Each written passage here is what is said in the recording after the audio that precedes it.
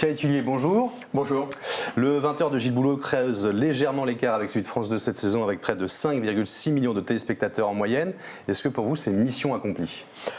Oui, assez largement, parce que effectivement, on venait d'une période assez chahutée pour ce qui concerne les journaux de 20 heures, notamment Semaine, qui sont sans doute les plus concurrencés de toutes les tranches horaires.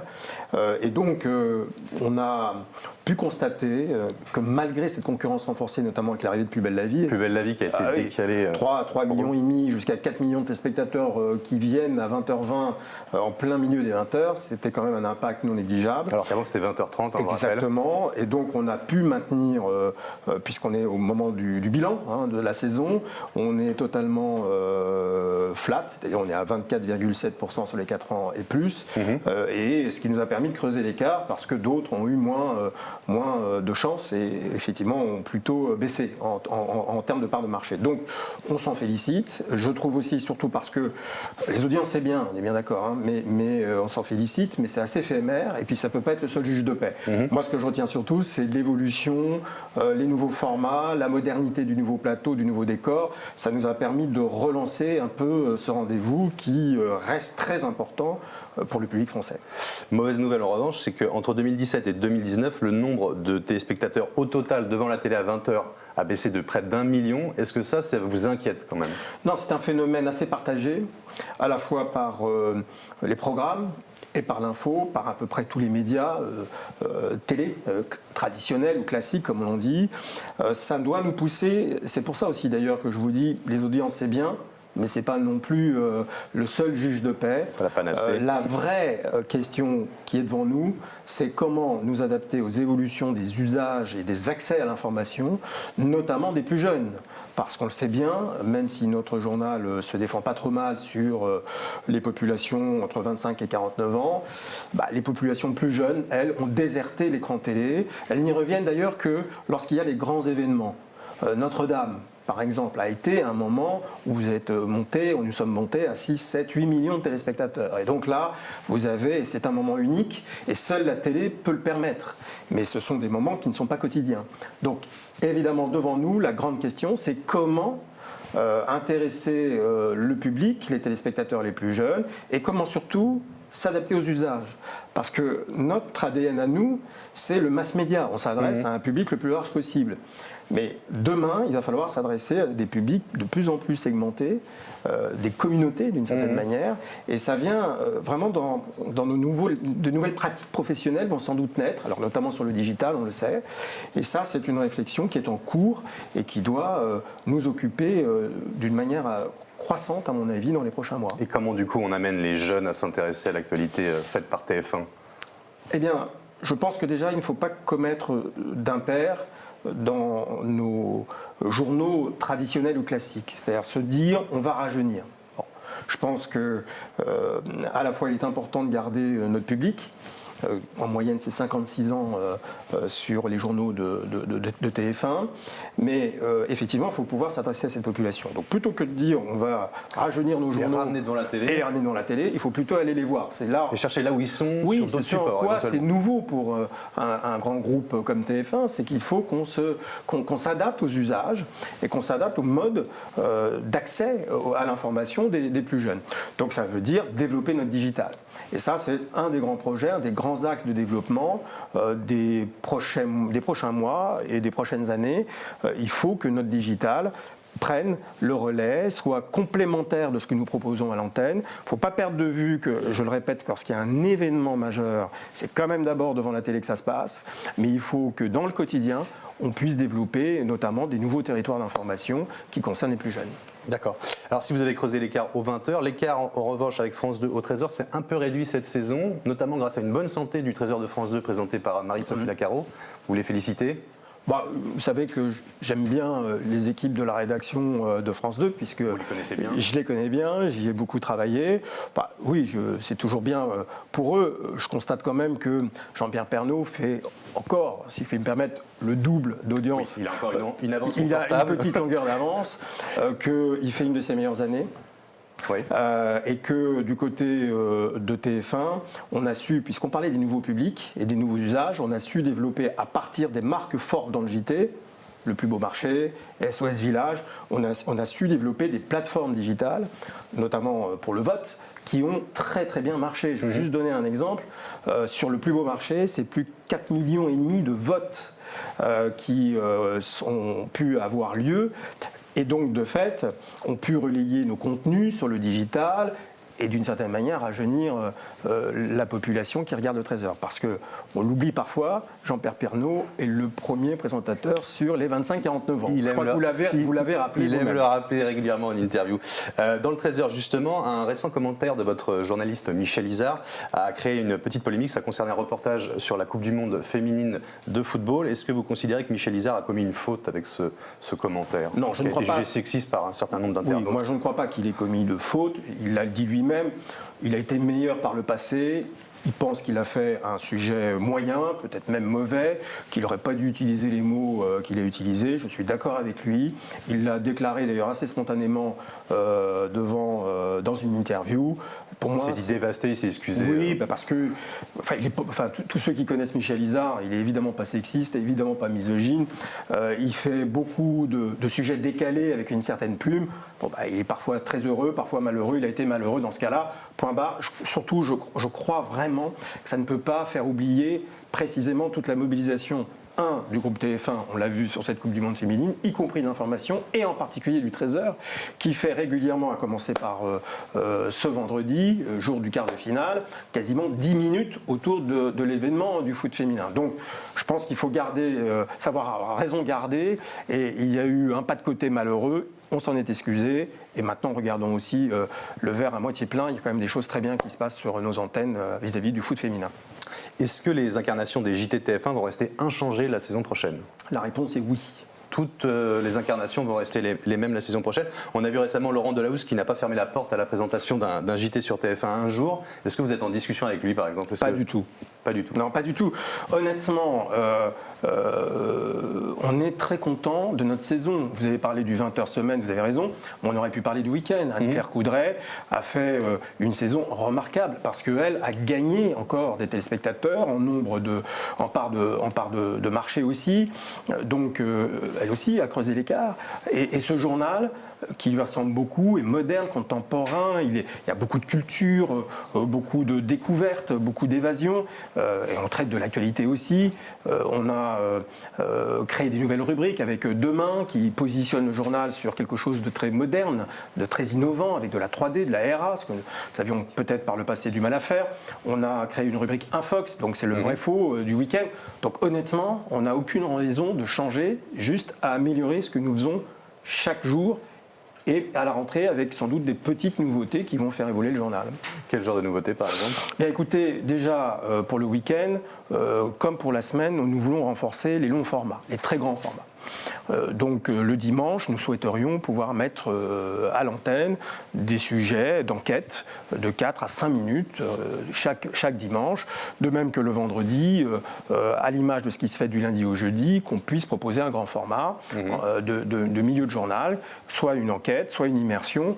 Pour nous, c'est très important, c'est un mode d'organisation très différent, mais ça accentue, si vous voulez, ce que j'appelle moi un peu l'ADN de l'information sur TF1, qui doit être à la fois proche des gens, proche de la préoccupation des gens, donc c'est cette proximité que nous travaillons à 13h beaucoup, mais aussi à 20h, mais aussi cette expertise à travers des talents comme François Langlais pour l'économie ou Georges Brunier par exemple pour la police, et puis il y en a d'autres et je ne vais pas tous les citer. Et à côté de ça, il y a les histoires longues qui, à mon avis, aujourd'hui nous permettent de nous singulariser dans un monde du push et du temps réel de l'information. Donc c'est ce sur quoi je demande aux équipes, de travailler. C'est une des priorités de cette rentrée avec le fact-checking, puisqu'il y aura un fact-checking quasiment quotidien désormais dans nos 20h. Le vrai du faux du lundi au jeudi, c'est déjà testé et ça va être développé à la rentrée, et puis le Infox du samedi soir. Et 20h le Mag qui reprend la saison prochaine. Parce que si on devait résumer rapidement, ce qui est pour moi la promesse, comme on dit, éditoriale de l'information de TF1. Qui peut être d'ailleurs une promesse du groupe, c'est-à-dire LCI compris. C'est d'abord la proximité, j'en ai parlé, et on voit bien que c'est un sujet très important vu la saison et vu l'année que nous venons de passer. Alors ça, c'est assez traditionnel, mais je pense qu'on est parvenu à le renforcer à la lumière de ce qui s'est passé cet hiver en France. L'expertise, donc c'est des talents, c'est la capacité sur LCI à faire des débats. Bon, on n'a pas cité David Pujadas, mais on y reviendra. Et puis, pour moi, c'est très important, c'est créer du lien social. Alors bien sûr, il faut qu'on se préoccupe des sujets d'inquiétude, des débats politiques, c'est très important et il faut continuer à le faire. Mais nous devons aussi faire émerger toutes les initiatives nombreuses d'une société française qui est en vérité en mouvement. Et 20h le MAG nous a permis de le voir. C'est-à-dire que très souvent, je disais, j'avais l'impression d'avoir un miroir inversé du 20h. À 20h, bon, on traite des sujets qui sont parfois assez tristes, préoccupants pour les gens, qui peuvent peut-être même les inquiéter ou les angoisser. Et à 20h le MAG, on voit cette société en mouvement avec des personnes handicapées qui dépassent leur handicap, des personnes qui sont très capées mais qui redonnent confiance aux autres en leur redonnant un savoir-faire. Et donc on va accentuer cette volonté de créer du lien social qui correspond assez bien à ce que l'ensemble du groupe TF1 veut faire de ses contenus et donc de l'information. Vous parliez tout à l'heure des grands événements. On a l'impression que vous y retournez de plus en plus sur TF1 avec des spéciales autour de Notre-Dame, du débarquement, de l'hommage national aux soldats tués au Burkina Faso. Ça va être aussi un axe de développement pour TF1 la saison prochaine, d'aller chercher France 2 sur ce terrain-là qui était bien installé jusque-là? Oui. Alors, je pense que nous n'avons pas, vocation à faire comme France Télé, à chaque événement national, de prendre l'antenne, parce que d'abord, on a une stratégie, on l'a vu d'ailleurs sur les élections européennes, qui consiste notamment à renforcer et valoriser LCI. LCI est là pour ça aussi. C'est pour ça d'ailleurs que la plupart des grands débats politiques se sont faits sur LCI et pas sur TF1. Pour autant, je pense important que dans des moments clés, les hommages nationaux, vous les avez cités. Bon, le 14 juillet, c'est traditionnel. Le 6 juin était un moment important aussi. On puisse s'inscrire, alors je ne parle même pas de Notre-Dame qui a frappé les imaginations, il est important qu'on s'inscrive dans ce qui rassemble en fait les Français, soit parce que malheureusement c'est dramatique, soit parce qu'il y a des événements heureux comme la Coupe du Monde. En tout cas, j'espère pour l'équipe de France féminine. Donc, oui, bien sûr, on est ambitieux, mais on n'a pas vocation, là aussi, comme vous dites, à aller chercher France 2. C'est important d'être leader, et je ne peux pas vous dire le contraire. On l'est tous les jours et on fait en sorte de le rester tous les jours. Mais ça ne peut pas être aujourd'hui l'alpha et l'oméga de l'information de TF1. Je vous l'ai indiqué, il y a d'autres enjeux industriels, économiques, bien plus importants devant nous. Vous évoquiez à l'instant la soirée électorale des Européennes. Sur TF1, elle a notamment été marquée par les insultes échangées entre Gilbert Collère et Daniel Cohn-Bendit. Pensez-vous qu'on a franchi un nouveau cap dans la dégradation du débat politique à la télévision? En tout cas, il y a la tentation de créer l'incident d'une manière assez régulière. Je ne sais pas si on fait la moyenne, si vous voulez, de la qualité des débats, on peut dire que ces débats ont baissé de niveau, parce que je trouve que malgré tout, il y a des moments importants, et le fait de pouvoir, par exemple, mettre sur un même plateau autant de candidats aux élections européennes ou pour les primaires pendant la présidentielle, c'est quelque chose d'assez récent finalement, puisque ça date de 2012. Et c'est bien, ça a fait progresser aussi l'échange des idées, même si parfois ça peut paraître cacophonique, mais ça fait partie, j'allais dire, du spectacle, entre guillemets, télévisé. En revanche, qu'il y ait aujourd'hui la tentation, une forme d'importation de la mode du clash sur des réseaux sociaux sur l'écran de télé, c'est une évidence. Voilà. Mais je crois malgré tout, l'aspérité c'est bien, c'est-à-dire en télé, dans les débats, il faut qu'il y ait de l'aspérité. Passer, j'allais dire, hors de ce cadre-là, et clasher pour clasher, insulter, je pense vous disqualifie en fait aux yeux du public. Je crois que le public, plus que jamais, fait une différence entre ce qu'une télévision, une grande chaîne, un grand groupe comme TF1 peut proposer et finalement ce qu'est les réseaux sociaux, ce que sont les réseaux sociaux. Et importer des pratiques des réseaux sociaux vers l'écran télé me semble totalement une impasse pour ceux qui sont tentés de ça et je pense qu'ils se disqualifient d'eux-mêmes.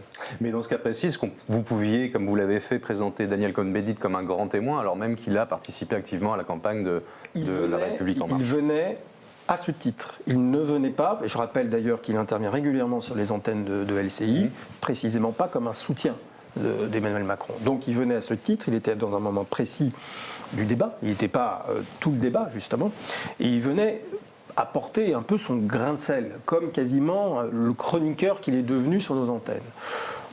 Je pense que, pour avoir compris a posteriori, qu'il y avait une sorte de mot d'ordre de la part notamment de ceux qui représentaient le Rassemblement national, qui était de créer des incidents. Il y a eu plein d'incidents. Il y a eu TF1, il y a eu France 2, il y a eu le lendemain, je crois, sur Europe 1, notamment sur l'extrême droite, la notion d'extrême droite. Et très vite, je ne peux pas vous laisser dire ça, etc. Très bien. Donc je pense qu'il y avait une volonté. Je crois que Cohn-Bendit n'était qu'un prétexte. D'accord. Le magazine Challenge annonce l'arrivée de votre éditorialiste politique Christophe Jacubizine à la tête de la matinale de BFM Business. Est-ce que vous confirmez cette information? Non, je ne confirme pas du tout. Je n'ai pas cette information. C'est peut-être à l'intéressé ou à Challenge de préciser les choses. D'accord, très bien. Passons à LCI, la chaîne info du groupe TF1 que vous dirigez également. Elle a passé cette année la barre des 1% de part d'audience. Est-ce qu'on dit merci des Gilets jaunes? Pas que. Honnêtement, c'est injuste si on résume l'année de LCI aux Gilets jaunes, parce que vous pourriez parler du débat politique. Alors vous allez me dire, oui, mais c'est le débat politique consécutif à l'affaire des Gilets jaunes.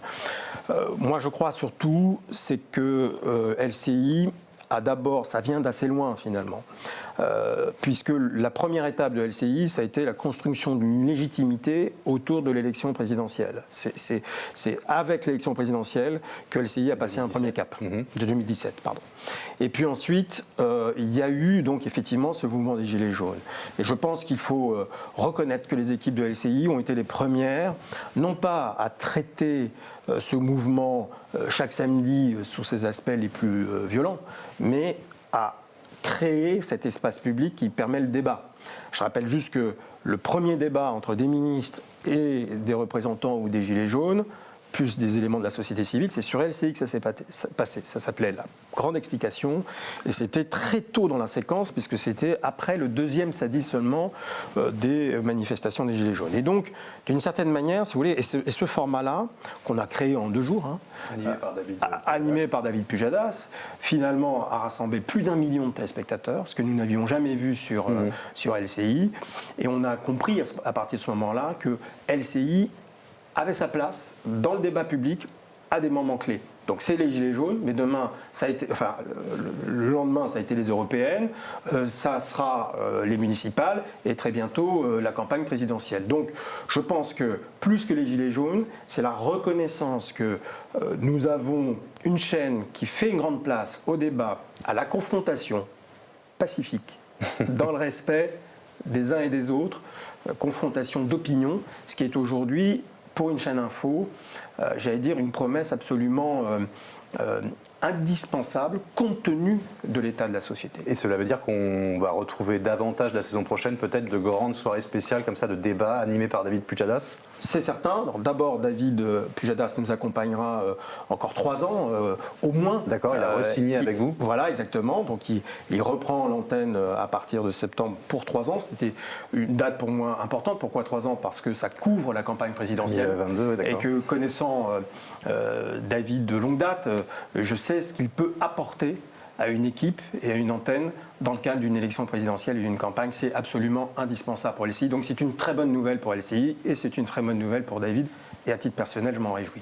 Et puis à côté donc de sa quotidienne, qu'il animera du lundi au jeudi, non pas du lundi au vendredi, nous avons rajouté, mais comme il fallait qu'à un moment donné il travaille un peu moins au quotidien, nous avons rajouté effectivement 7 primes de la grande confrontation qui viendront j'allais dire, confirmer ce statut de chaîne premium dans le débat avec des primes qui se rapprochent, il faut le dire, de la signature des chaînes généralistes.